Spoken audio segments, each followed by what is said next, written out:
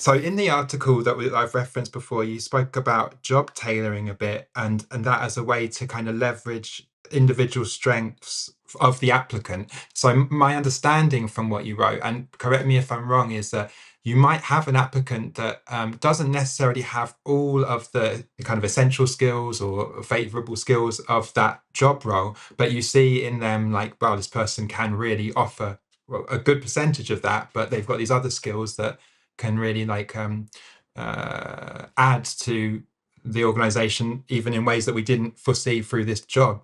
So I wonder like how common that is that you'll be hiring for a job and be actually tweaking it because you recognize this is a candidate we really want to hire.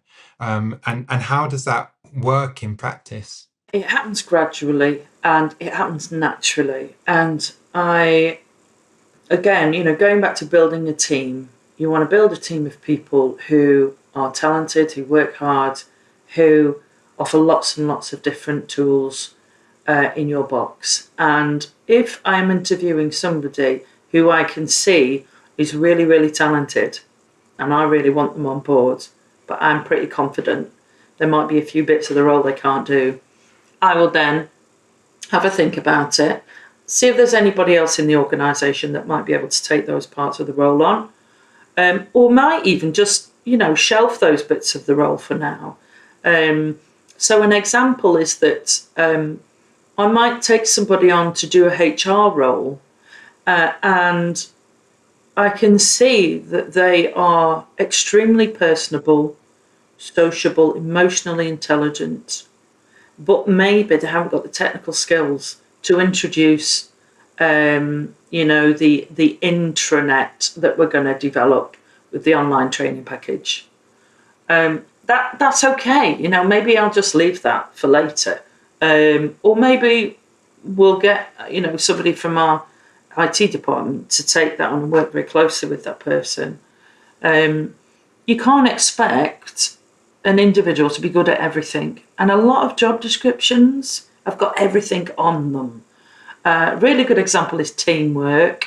This is a standardised word that is shoved on every job description. It's like, well, everyone's got to be a team player and good at teamwork because they're going to be part of a team. And what you're saying, there is that, you need to be somebody who likes socialising and getting on with loads of people. And, not everybody does, and that's not a big problem. And why is it on there? There's these standard terms and there's this expectation that everybody's got to be good at everything. And, I think you can just get carried away when you're writing job descriptions and you think, oh, they can do that and they can do that and they can do that.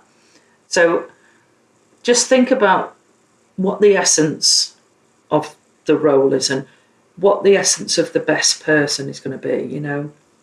Don't try and fit everyone into every single box, as it's not going to happen. They're not going to be happy if they've got a job that, that they're unconfident in, where they're asked to do tasks that they know they're not interested in, that they know they're not good at. That will make them feel insecure. So you can job carve, you can knock bits out of those job descriptions. There's no rules that says you can't do that. It's also an inefficient way to run a business, I think, as well, to have people doing things that aren't in their strengths, they're not particularly passionate about, and because they're not going to be enthused about it, so their morale will be potentially lower, and they're not going to be potentially that good at it as well. You can tailor make the role for the person, absolutely. There was a really great government scheme happening recently, which paid the employer to take somebody on that was facing barriers to work. So there was no risk to you. You took someone on for a year, their role was paid.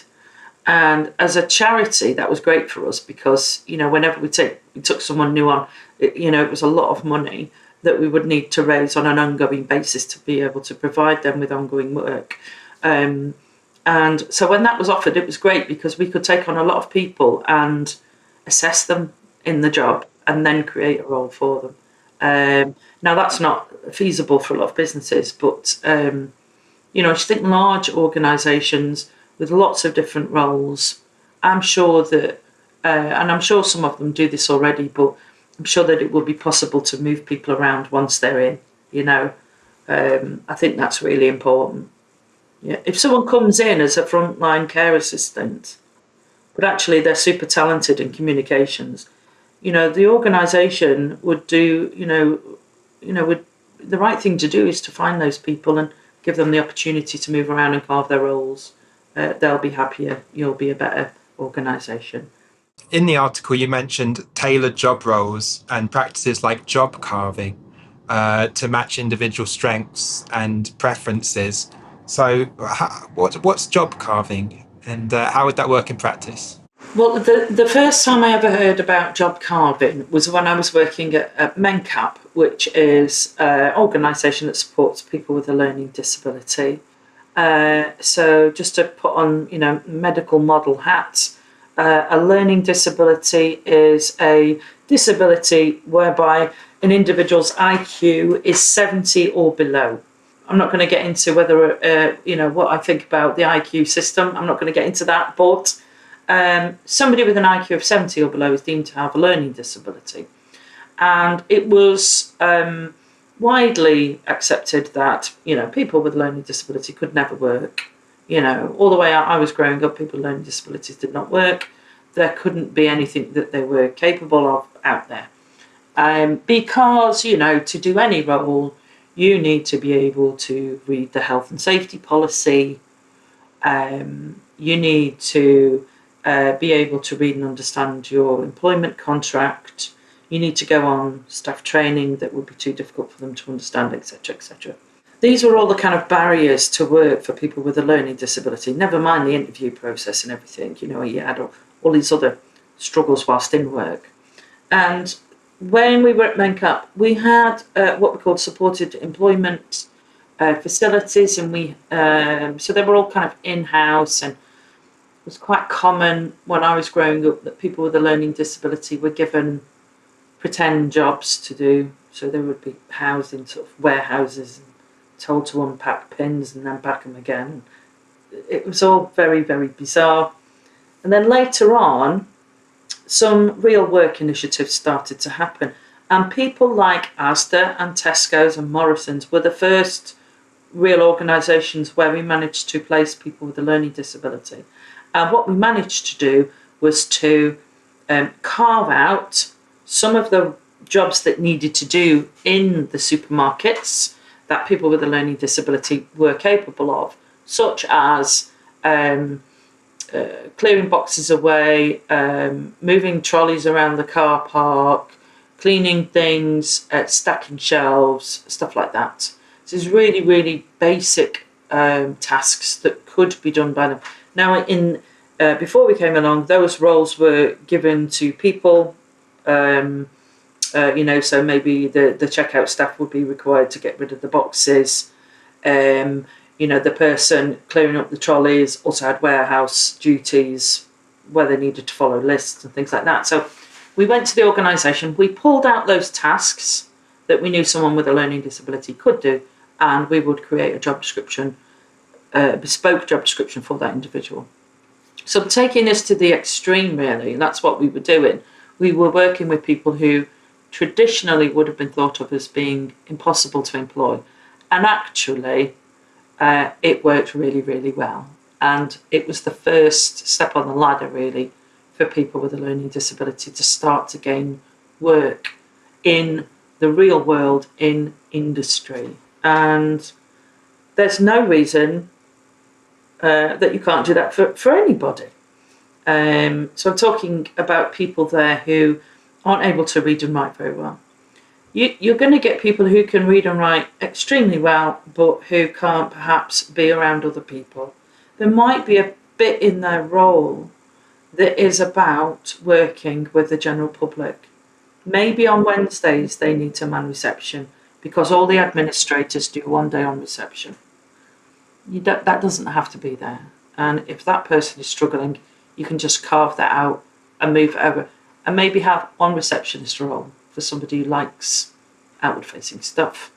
Again, it's about that fluidity of roles and tasks.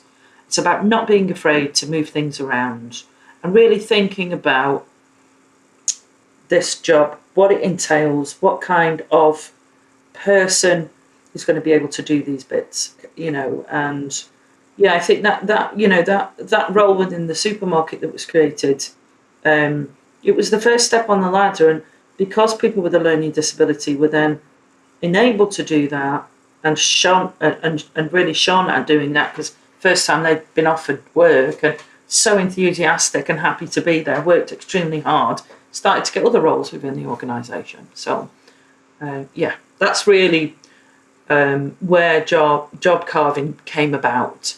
And it works really well, particularly in the big organisations.